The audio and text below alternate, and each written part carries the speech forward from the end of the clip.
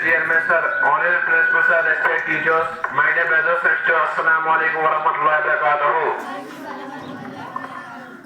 Today I want to present a topic. I hope you listen carefully.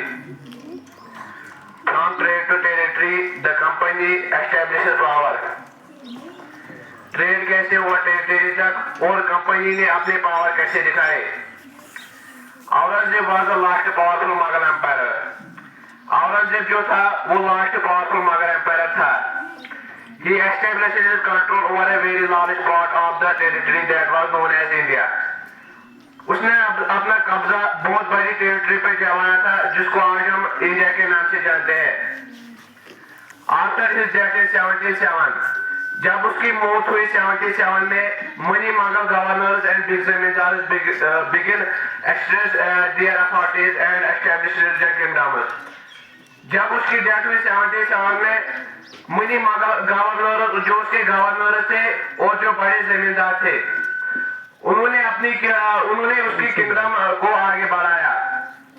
As a powerful religious kingdom emerged in various parts of India. जो वो kingdom थी वो बहुत सारे हिस्सों में फैल गई इंडिया में. Delhi could not longer function as the effective center.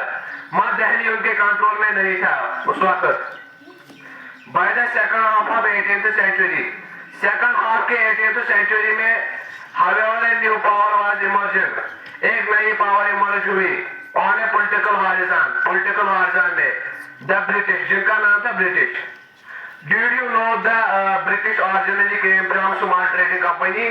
क्या आप जानते हैं जो ये ब्रिटिश थे यहाँ पर खाली स्मॉल ट्रेडिंग कंपनी के लिए ट्रेड करने के लिए आए थे. And they migrated acquired territory, और उन्होंने अपना कब्जा टेरिटरी पे जमाया था. How then did they come, वो कैसे आए to be masters and visit empire, और कैसे उन्होंने एम्पायर के साथ मुलाकात की. In this chapter you will see how this came about. आप इस चैप्टर में सब कुछ पढ़ोगे कि जो ईस्ट इंडिया कंपनी थी वो कैसे आई इंडिया में. East India company comes east, जो ये ईस्ट इंडिया कंपनी थी वो ईस्ट से आई. In 1600 the East India Company accepted a character from a ruler England Queen Elizabeth. जो 1600 में उनको दावत दी गई है क्वीन एलिजाबेथ की तरफ से. उनको बोला गया कि आप ट्रेड करने जाओ इंडिया में. I granting it so I trade with east, और वो आप ईस्ट में ट्रेड करो. This meant that no other trading group in England could complete with East India Company. और कोई भी जो इंग्लैंड में ट्रेडिंग ग्रुप था वो तैयार नहीं था ईस्ट इंडिया कंपनी के साथ जाने के लिए. With this character the company could reach across the ocean, और जो ये कंपनी थी ओशन के जरिए India I. Looking for new lands from which it could buy goods, और इन्होंने तलाश किए नए लैंड्स जहाँ से वो ये चीजें खरीदेंगे at cheap price, और बहुत सारे सस्ते दामों में.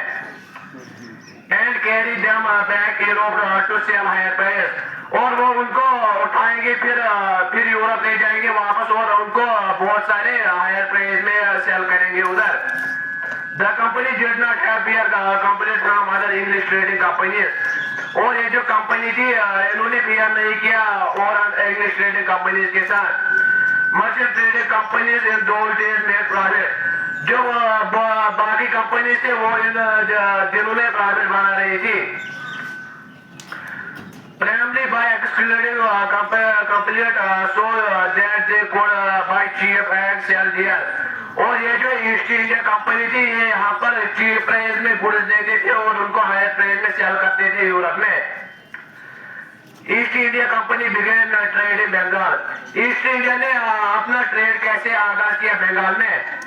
The first English factory was set up in the bank of river Hooghly in 1651. जो कि फर्स्ट इंग्लिश ट्रेडिंग कंपनी थी वो हुगली रिवर जो था उसी के नजदीक दी गई थी 1651 में. This was the base from which company trading, ये उनका बेस था जहाँ पे कंपनी ने ट्रेड किया इंडिया में.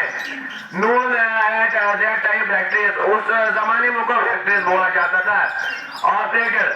The factories and warehouse, factories में warehouse है where goods were exported, जहाँ पर goods exported किए जाते थे, वहाँ स्टोरेज भी रखे जाते थे goods. And it had offices where company officials है, और ये ऑफिस भी था कंपनी ऑफिशियल्स के लिए जहाँ पर वो कंपनी ऑफिशियल्स बैठते थे. And trade expenses the company purchases merchandise and trade. और ये जो कंपनी थी ये यहाँ से गुड्स लेती थी और उनको ट्रेड करती थी.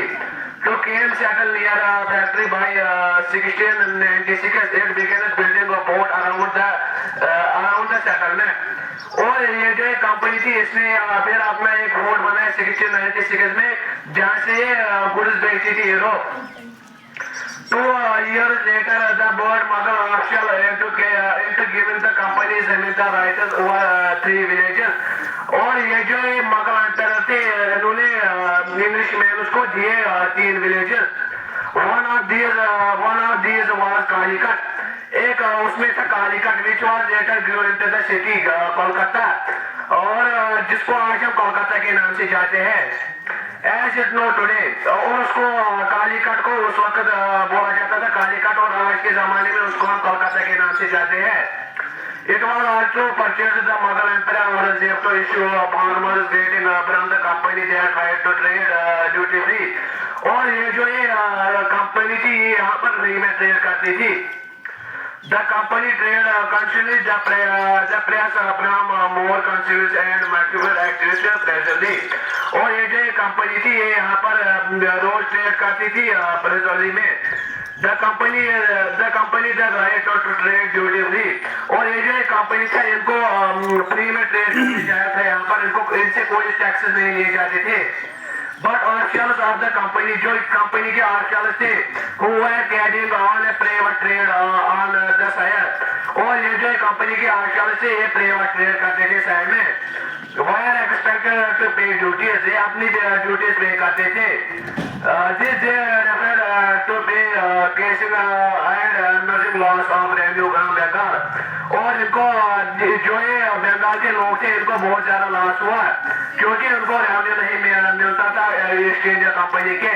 ईस्ट इंडिया कंपनी से इनको रेवेन्यू नहीं मिलता था. How could the Nawabs of Bengal, जो कि नवाब के बंगाल थे, मुर्शद कुली खान not protested, वो प्रोटेस्ट नहीं करते थे, धरना नहीं थे.